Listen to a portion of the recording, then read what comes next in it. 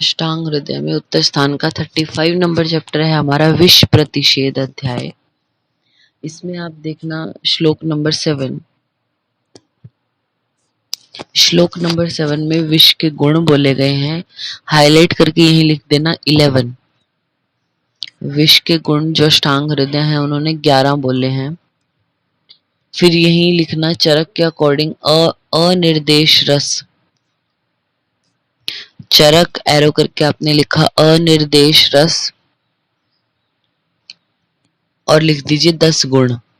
यानी आचार्य चरक ने 10 गुण बोले हैं विष के, और उनमें एक जो अलग है, मतलब इनमें ही थोड़ा डिफरेंशिएट है, बाकी तो सभी ने तीक्ष्ण, उष्ण होता है, व्यवायी है, लघु है, ये सब ने बोला।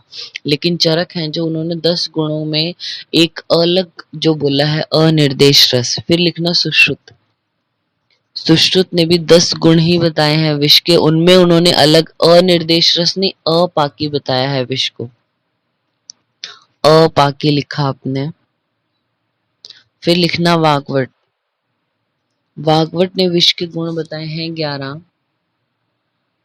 और फिर लिख दीजिए विषम पाकी और अव्यक्त रस। विषम पाकी और अव्यक्त रस। विष के गुणों में जो अष्टांग हृदय हैं उनके अकॉर्डिंग क्या बोला? तीक्ष्ण, उष्ण, रुक्ष, विशद, व्यवायी, आशु, करम, लघु, विकासी, सूक्ष्म, अव्यक्त रस को हाईलाइट किया और विषम पाकी को आपने हाईलाइट किया। अव्यक्त रसम विषम पाकी च हाईलाइट किया आपने। नेक्स्ट उसके बाद है 9 नंबर श्लोक की सेकेंड लाइन, इसको जस्ट अंडरलाइन करना होगा। विषम ही देह संप्राप्य है। जब विष जो है वो देह को प्राप्त होता है, किसी भी रूट से विष शरीर में पहुंचा तो प्राग दुष्यति शोणितम, सबसे पहले रक्त को दूषित करता है। इसको अंडरलाइन कर लीजिए, आपको पता होना चाहिए। इन्होंने क्या बोला? विष जैसे ही शरीर में जाएगा तो सबसे पहले रक्त को दूषित करता है। नेक्स्ट उसके बाद है 24 नंबर श्लोक।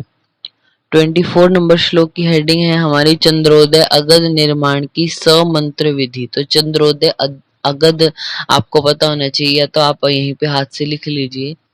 चंद्रोदय अगध का वर्णन किया है, प्लस में उसका एक मंत्र भी है, उसको बताया गया यहाँ पे। नेक्स्ट उसके बाद आता है हमारा 38 नंबर श्लोक। 38 नंबर श्लोक में सेकेंड लाइन में देखना, दूषी विषारी अगदम लेहियेन मधु आप्लुतम।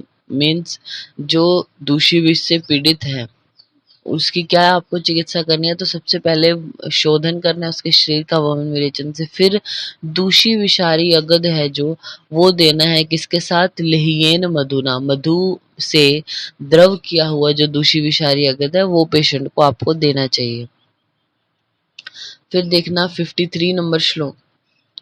53 नंबर श्लोक की सेकेंड लाइन को हाईलाइट कर लेना, मन्यते कृष्ण आत्मनः गौरो गौरश्च कालकम। और ये क्या है? गर्भ विष के लक्षण यहाँ पे बताए गए। तो गर्भ विष से जो पीड़ित होगा उसको का, श्वास, पांडु ये सब तो बता रखा है, और स्वप्न में उसको अनेक प्रकार के जो जंगली जानवर है जैसे श्रृगाल, विडाल या नेवला आदि ये सब दिखाई देते हैं, या फिर उसको वनस्पति या जलाशय बिल्कुल सूखे हुए दिखाई देते हैं। और ये इम्पोर्टेंट लक्षण है जो चरक के अकॉर्डिंग भी हमने पढ़ा था गर्विश में, कि काला अपने आप को गोरा समझता है और गौर जो है उसको काला समझता है, ऐसा। तो मन्यते कृष्ण आत्मनम गौरव गौरम च कालकम, ये गर्विश का लक्षण है। नेक्स्ट है यहाँ पे 57 नंबर श्लोक।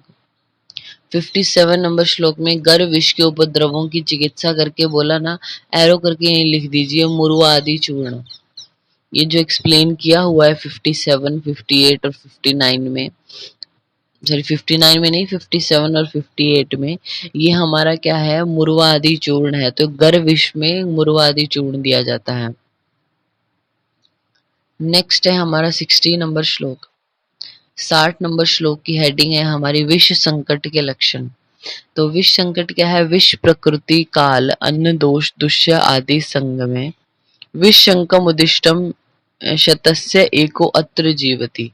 मीन्स विष संकट क्या होगा, जैसे विष की प्रकृति, सपोज पित्तज कोई प्रकृति वाला पेशेंट है, क्योंकि विष भी क्या होता है, उष्ण होता है, शीघ्र फैलने वाला।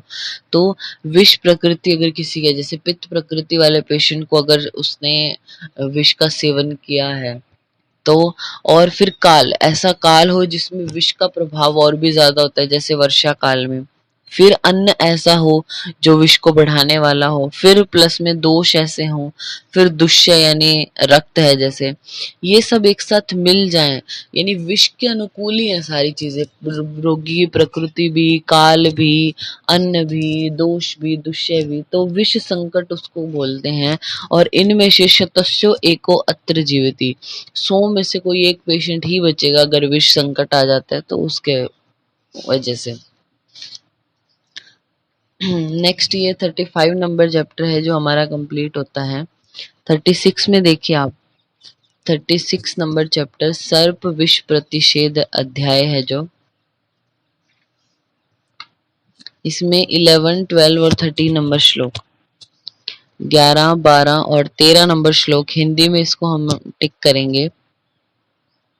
जिसके शरीर पर लाला की क्लीनता, गीलापन दिखाई दे रहा है, दष्टा से किया दंश नहीं दिखाई दे रहा है, उसको हाईलाइट करना, तुंडाहत कहें। तुंडाहत ये क्या है, सर्प दंश के प्रकार हैं, यानी सर्प जो दंश करता है वो कितने टाइप से होता है, ये वाग्भट के अकॉर्डिंग वो बताया। तो पहला इन्होंने बोला तुंडाहत, आपने हाईलाइट किया, सिर्फ नाम को हाईलाइट करना है। नेक्स्ट, दाढ़ 1 या 2 निशान हो परंतु रक्त ना निकले, उसको व्यालीड बोलते हैं, तो व्यालीड को हाईलाइट किया। तुंडाहत, व्यालीड, फिर दाढ़ के निशान रक्त के साथ हो तो उसको व्यालुप्त कहते हैं, ये नाम हाईलाइट किया आपने, व्यालुप्त। फिर दाढ़ के 3 निशान होने पर मांस कटने के कारण निरंतर रक्त बहे तो उसको दंष्टक बोलते हैं। और लास्ट में दाढ़ के 4 निशान दंष्टक की भांति मांस कटने और निरंतर रक्त श्रावित तो दंष्टा निस्पीडः। इनमें पहले 2 निर्विष होते हैं, हाईलाइट करना। पहले जो 2 हैं तुंडाहत और व्यालेडी, ये तो क्या है, हमारे निर्विष हैं। अंतिम के असाध्य बोले हैं जो 2 हैं, व्यालुप्त और दंष्टक। व्यालुप्त और दंष्टक जो है वो असाध्य हैं।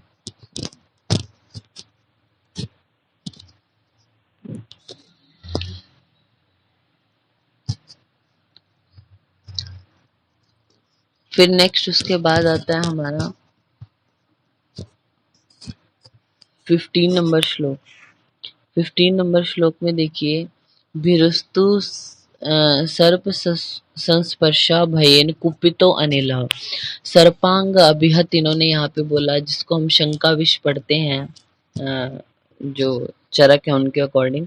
तो शंका विष में आपको पता होना चाहिए, वात का प्रकोप इन्होंने बोला है कि कोई मनुष्य अगर डरता हो तो ऐसे उसको लगे कि सांप का स्पर्श उसकी बॉडी पर हुआ है, सर्प का, लेकिन नहीं होता, उसकी वजह से उसकी वायु कुपित होती है। तो ये हाईलाइट किया आपने, कुपितो अनिल।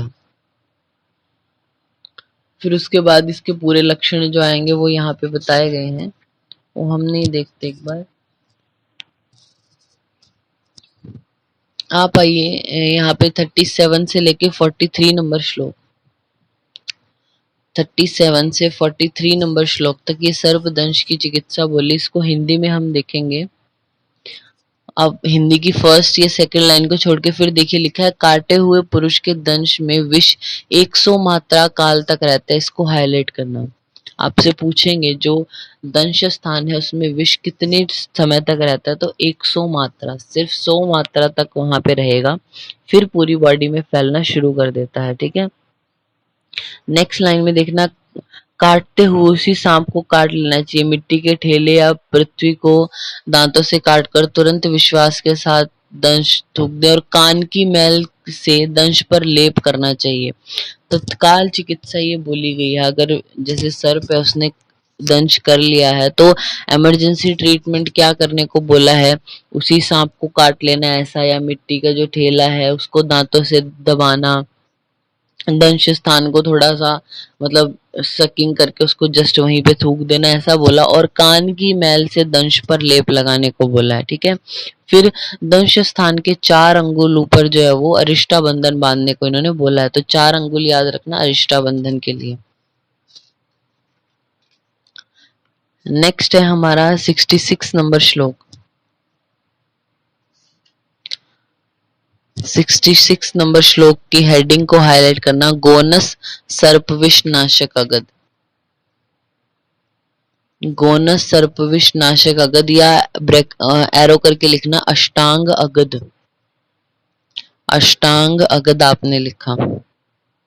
गोनस जो विष है उसके दंश करने पर अष्टांग अगद का वर्णन किया गया है।